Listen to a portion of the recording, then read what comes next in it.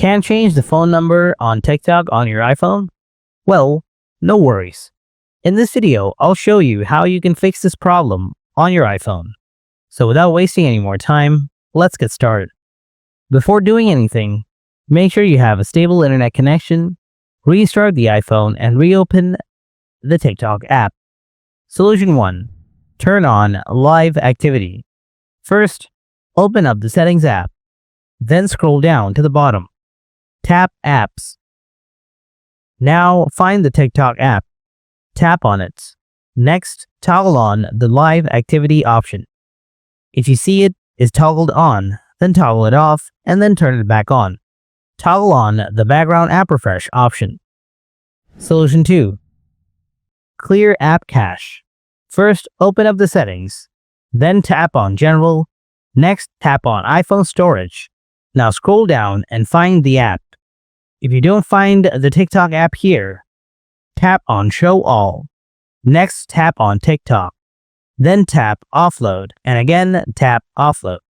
After that, tap Reinstall. Solution 3.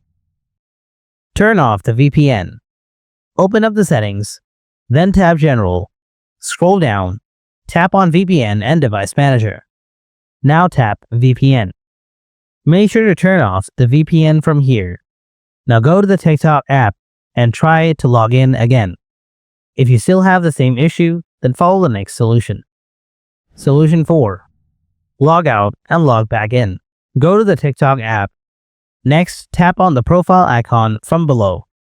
Then tap on the 3 lines icon. After that, tap Settings and Privacy. Then scroll down to the bottom. Now tap Log Out. Again, tap Log Out. And again, tap Log Out. Your logout is completed. Now again, tap on the profile icon from below and log back in. Solution 5. Reset network settings. Open Settings, tap General, scroll down, then tap Transfer or Reset iPhone. After that, tap Reset. Now tap Reset network settings.